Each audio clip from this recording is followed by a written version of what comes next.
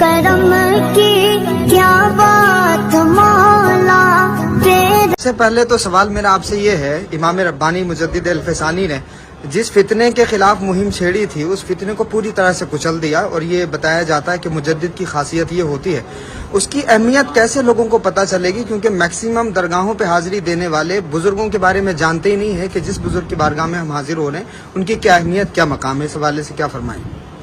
الحمد للہ رب العالمین والصلاة والسلام على حبیبہ سید الانبیاء واشرف المرسلین وعلى آلہ الطیبین الطاہرین واصحابہ الاکرمین الافضلین ومن اهتدى بہدیہم وسار على دربہم اجمعین، اما بعد، فقال اللہ سبحانہ وتعالی فی کلامہ العظیم: اعوذ باللہ من الشیطان الرجیم، بسم اللہ الرحمن الرحیم، الذين يبلغون رسالات الله ويخشونه ولا يخشون احدا الا الله، صدق اللہ العظیم۔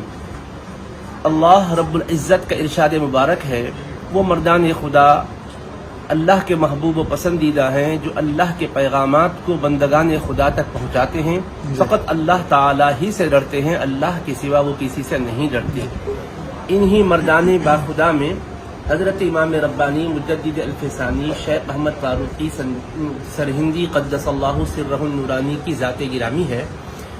جیسا آپ نے فرمایا ہے کہ آپ نے اپنے دور میں جو فتنہ دین کے لیے نہایت ہی چیلنج بنا ہوا تھا اس کی سرکوبی کی اور آپ نے اس کو کچل دیا، اور ایک مجدد کا کام اس سلسلے میں کیا ہوتا ہے، اس سلسلے میں جیسا کہ آپ نے فرمایا تو حقیقت یہ ہے کہ امام الانبیاء سید المرسلین صلی اللہ علیہ وسلم نے ارشاد فرمایا سنن ابو داؤد شریف کی حدیث کے بموجب کہ بے شک اللہ رب العزت ہر صدی کے سرے پر ایسی ہستی کو وجود میں لاتا ہے جو دین کی تجدید کا، دین کی احیاء کا فریضہ سر انجام دیتی ہے۔ تو اللہ رب العزت کے دین کی حفاظت و سیادت کا ذمہ خود اللہ رب العزت نے لیا ہے، لیکن اس نے حفاظت دین کے لیے اپنے بندگان خدا کی ذمہ داری عائد کی ہے کہ وہ اپنی ذمہ داری کو نبھا کر دین کی حقیقی ترجمانی کریں، اور دین میں جو بدعات، خرافات اور دین کے اندر جو باطل تصورات داخل کیے گئے ہیں اس کا ازالہ کریں۔ تو حضرت امام ربانی مجدد الفسانی قدس اللہ سرہ النورانی نے اپنے دور مسعود میں اکبر کے دین الہی کے فتنے کا خاتمہ کیا، اور جہانگیر کے دور میں جو بدعات و خرافات اور خلاف اسلام تصورات آئے تھے ان تمام کا خاتمہ فرمایا۔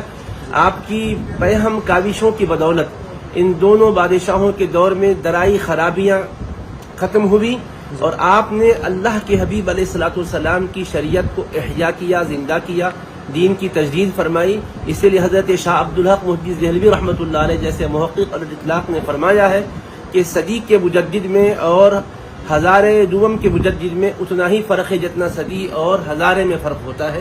یعنی آپ کی تجدید کے جو کام ہیں انتہائی وسیع پیمانے پر ہے، اور آپ نے پیغام یہ دیا ہے کہ شریعت مطہرہ کی حفاظت کی جائے اور اللہ کے رسول صاحب کی سنتوں کے مطابق زندگی گزاری جائے۔ آپ نے فرمایا کہ ہر وہ عقیدہ جو اہل سنت کے عقیدے سے ٹکراتا ہے وہ سم قاتل ہے، زہر قاتل ہے۔ اہل سنت کے عقائد کے مطابق اعتقادات کو درست رکھ کر رسول پاک علیہ الصلوۃ والسلام کی پیاری پیاری سنتوں کے مطابق زندگی گزارنے سے ہی دارین کی سعادتیں نصیب آتی ہے۔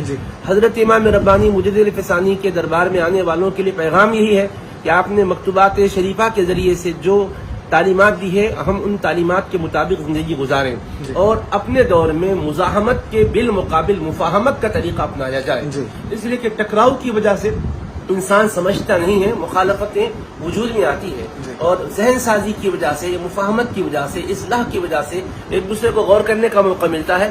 امام ربانی کے جبکہ آپ کے مریدین میں دیگر ممالک کے حکمراں بھی شامل تھے، اور وہ چاہتے تھے کہ تختہ اقتدار کو یہاں کے بادشاہ کا الٹ دیں، مگر آپ نے منع فرمایا۔ گوالیار کے قلعے میں رہنے کے باوجود آپ نے تعلیم یہ دی ہے کہ نہیں، مزاحمتوں کا طریقہ میں نہیں اختیار کرنا چاہتا ہوں، میں چاہتا ہوں کہ رؤساء تک پیغام پہنچایا جائے، عمائدین تک صحیح بات بتائی جائے، تاکہ ان کے ذہن و فکر کو اجالا ملے تو وہ خود بھی اس پیغام کے سلسلے میں مددگار بن سکیں۔ تو چنانچہ رؤساء سے آپ نے اپنا علاقہ منقطع نہیں کیا، بلکہ ان کی تعلیم و تربیت کے ذریعے سے ان کو ایسا پیغام دیا کہ جس کے نتیجے میں وہ خود مددگار دین بن گئے۔ آپ کی کاوشوں میں اگر ٹکراؤ کا مزاج ہوتا تو جہانگیر کبھی راہ راست پر نہیں آتا تھا، لیکن وقت کا وہ جہانگیر جبکہ آپ کے سامنے تقاضا کر رہا تھا کہ اس کے سامنے سر جھکائے، لیکن آپ نے باطل کے خلاف اپنے آپ کو اس طرح سے استقامت کا پیکر بنا کر پیش کیا کہ پہم آپ کی استقامت اور عظیمت کی وجہ سے وہ وقت بھی آیا کہ وہ آپ کے حلقہ ارادت میں شامل ہوا. آپ بتائیے کوئی ایسا مجدد دنیا میں آپ بتا سکتے ہیں کہ جس نے مخالف کو اور وقت کے تاجدار کو، وقت کے بادشاہ کو، صاحب اقتدار کو اس کے فکر کی اصلاح کر کے دین کے لیے جھکایا ہو؟ حالانکہ الہاد کا دور چل رہا تھا، بے دینی کا دور چل رہا تھا، زندقہ کا دور چل رہا تھا. امام ربانی ایسے موقع پر صرف حکم بتا کے خاموش نہیں بیٹھ گئے، اس سے متنفر کرا کے لوگوں کو خاموش نہیں بیٹھ گئے. آپ نے کہا متنفر کرانے کے لیے زیادہ وقت نہیں لگتا ہے، لیکن میری کوشش یہ ہوگی کہ وہ راہ راست پر آ جائے. امام الانبیاء طائف تشریف لے گئے، حالانکہ آپ اللہ کی عطا سے اس بات کو جانتے تھے کہ بظاہر یہ لوگ ایمان نہیں لائیں گے، مگر آپ کی کوششوں کے نتیجے میں ان کی نسلیں ایمان لائیں گی. آپ نے اس کوشش کا ثمرہ بھی دیکھا ہے. اس لیے پیغام یہ ہے کہ ہم موجودہ دور میں بھی ٹکراؤ کی راہ کے بالمقابل مفاہمت کی راہ پر چلیں اور جن کے ذہنوں میں شکوک و شبہات ہیں ان کے شکوک و شبہات کو دور کرنے کی کوشش کریں. امام ربانی کی روح اقدس کو صحیح معنی میں ہم خراج عقیدت پیش کرنے والے. بہت خوبصورت بات آپ نے ارشاد فرمائی حضرت، کیونکہ تاریخ جب بھی پڑھیں گے تو پتہ چلتا ہے کہ امام ربانی کے جو مرید تھے وہ خود اکبر کی فوج میں شامل تھے، تو اگر وہ بغاوت کرانا چاہتے تو بڑی بغاوت ہو سکتی تھی، لیکن اس کے جو دور رس نتائج ہوتے وہ بڑے خطرناک ہو سکتے تھے، اور اس پہلو پر بھی غور کرنے کی ضرورت ہے. حضرت مکتوبات شریف میں یہ بھی لکھا ہوا ہے کہ امام ربانی نے کئی ایسے لوگوں کو جو مستحبات کو فرض اور واجبات پر ترجیح دیتے تھے، کئی ایسے لوگوں کو حضرت نے خود خطوط لکھ کر کے ان کو تنبیہ فرمائی. اور آج کے دور میں بھی یہ چیزیں پائی جاتی ہیں کہ جو مباح چیزیں ہیں، جو مستحبات ہیں، فرض پر ان کو ترجیح زیادہ ہے، عوام میں یہ چیزیں رائج ہیں، اور کہیں نہ کہیں خواص کا یہ رویہ دیکھنے کو ملتا ہے. تو اس کے حوالے سے کیا ارشاد فرمائیں؟ امام ربانی مجدد الفسانی قدس اللہ سرہ النورانی نے ایک روایت ذکر کی. حضرت فاروق اعظم رضی اللہ تعالی عنہ فجر کی نماز میں ایک نوجوان کو مسجد میں نہیں پائے، تو آپ اس کی خبر گیری کیے تو پتہ چلا کہ وہ رات تمام عبادت کرتا رہا اور انتہائی ذکر و اذکار میں مشغول رہا اور فجر کی نماز پڑھا مگر جماعت میں شریک نہیں ہو سکا. تو حضرت نے ارشاد فرمایا اگر وہ فجر کی نماز کی جماعت میں شریک ہوتا اور عشاء کی جماعت میں شریک ہو چکا ہوتا، اس دوران پوری رات سوتا رہتا تو اللہ پوری رات جاگنے والے کا اس کو ثواب عطا کرتا تھا. لیکن رات کو جاگا اور سنت موقدہ ترک کیا، جماعت کی حاضری ترک کیا، تو اللہ اس کو برکتوں سے محروم کر دیا. حضرت فرماتے ہیں کہ قیلولہ کرنا بربنائے سنت رسول پاک علیہ السلام افضل ہے اس رات بھر جاگنے سے جس میں سنت کی خلاف ورزی لازم آتی ہے.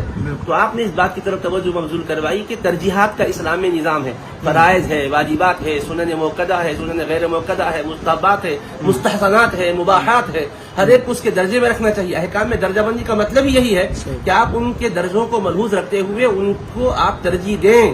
اگر آپ فرائض سے پہلو تہی اختیار کر کے مستحبات پر، مباحات پر اپنی توجہ مرکوز کریں گے تو آپ کی طبیعت پر عمل کرنے والے ہوں گے، شریعت پر نہیں.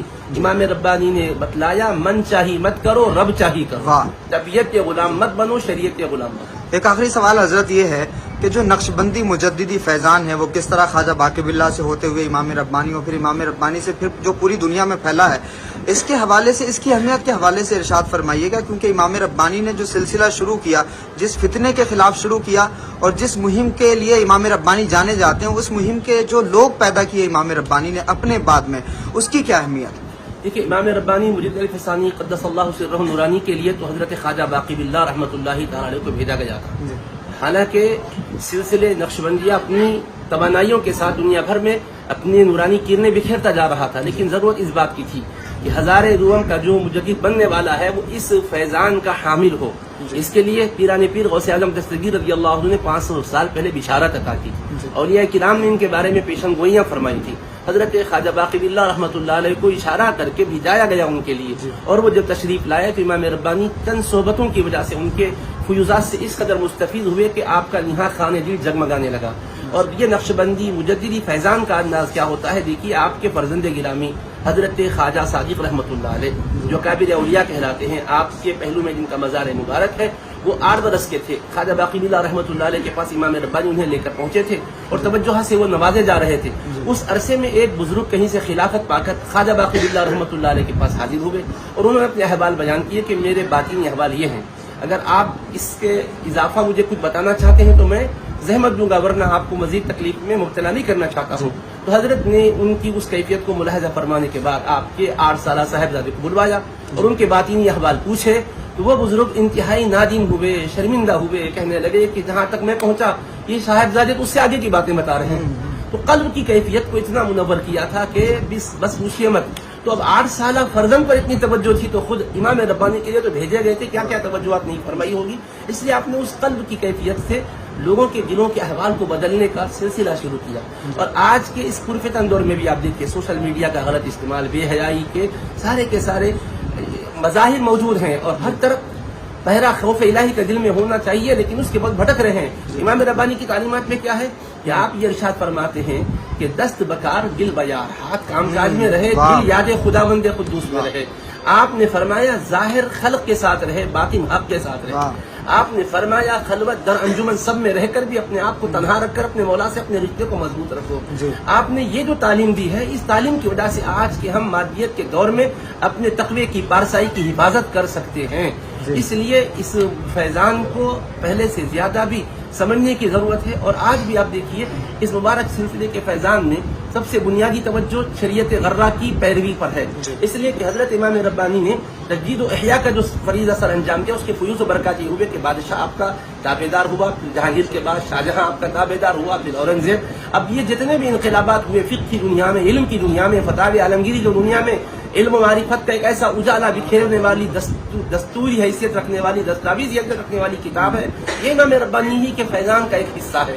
اور آپ اپنے شہزادگان کو جو تیار کیے، ایک بات تو ہوتی ہے کہ روشنی ہم باہر بھیج رہے ہیں اور اپنے پاس اس کا اجالا نہیں ہے، لیکن آپ کا سب سے بڑا کارنامہ یہ کہ شہزادگان کو آپ اپنے کمال کے حامل بنا کر، خلفاء کو اس کیفیت کا حامل بنا کر تیار کیے. اور پھر بادشاہوں کے پاس آپ دیکھیے تملق کا مزاج آدمی اختیار کرتا ہے، چلو تم ادھر کو ہوا ہو جدھر کی پالیسی مینٹین کرنا چاہتا ہے. لیکن شہزادگان کو خوف خدا آپ نے اس طرح سکھایا تھا کہ وہ جہاں گئے منکرات کا ازالہ کرتے گئے. شاہان وقت کی آپ نے تربیت کرنے کا طریقہ بتایا تھا. ہر دور کے شاہ میں ان کے اثرات نظر آتے ہیں، ان کے شہزادگان کے اثرات نظر آتے ہیں. تو بہرحال عالمگیر پیمانے پر اگر اصلاح کا کام کرنا چاہیں تو بصیرت بھی چاہیے، بصارت بھی چاہیے، عظیمت بھی چاہیے، حکمت بھی چاہیے. محض آپ اپنے موقف پر دلائل رکھ کر سامنے والے کو قائل نہیں کرا سکتے جب تک کہ آپ کے پاس حکمت و بصیرت نہ ہو. امام ربانی صرف دلائل کی قوت سے بات کرنے کا سلیقہ نہیں سکھا، حکمت و بصیرت کی زبان عطا کی، جس کے نتیجے میں سامنے والے کو چپ بٹھانا کمال نہیں ہے، دل کو اس کے مطمئن کرنا کمال. ہم لوگ بالعموم کرتے کیا ہے کہ سامنے والے کی بولتی بند کر دیا میں، بس یہ کام میرا کمال ہے کہ میں جب بولا تو وہ بول نہیں سکا. حضرت کہتے ہیں کہ اب نہیں بول سکا، بعد میں جا کے مخالفت پر آمادہ ہوگا تو اس کی بولتی بند کرنا کمال نہیں، اس کے دل کے اندر کی کثافت نکال کر، قدورت نکال کر، عرفان اور ایقان کی کیفیت سے اس کو ہمکنار کرنا، یہ کمال ہے. امام ربانی کی یہ تعلیمات میں سے ہمیں یہ حصہ اگر لے کر آگے بڑھنے کا موقع مل رہا ہے تو بہت بڑی نعمت ہے. یقیناً کون سی بات کہاں کیسے کہی جاتی ہے، یہ سلیقہ ہو تو ہر بات سنی جاتی ہے. تو امام ربانی نے یہ کمال پیدا کیا، اور یقیناً اس گفتگو کو سن کر کے امام ربانی سے مزید اضافہ ہو جائے گا محبت میں، اور میرا یہ دعویٰ بھی ہے اور یقین بھی ہے. بہت خوبصورت گفتگو کی حضرت، بہت شکریہ آپ کا وقت دینے کے لیے. السلام علیکم.